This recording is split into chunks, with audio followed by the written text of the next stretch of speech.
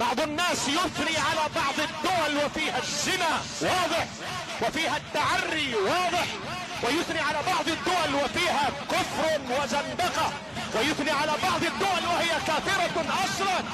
واذا وقف عند السعودية مع وجود بعض الاخطاء او بعض الاشياء ينزل عليها ليلا ونهارا وكأنها زعيمة الطاغوت في الارض كلها، ويتناسى الخير والتوحيد والسنة.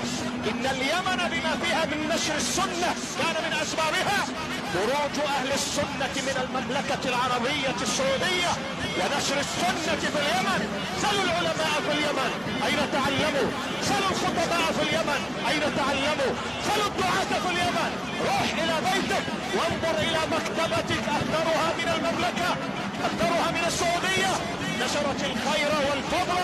ونحن ايها الاخوة الكرام يجب ان يعرف اهل الفضل لاهل الفضل فضلهم، بل لا زالت مرتبات اكثر اليمنيين منهم بغض النظر يوجد سلبيات، ليسوا بمعصومين، لكن لن نسلمهم لايران ولا للشيعة ولا للحاقدين على الاسلام والمسلمين ولا للحاقدين على الدين والعقيدة.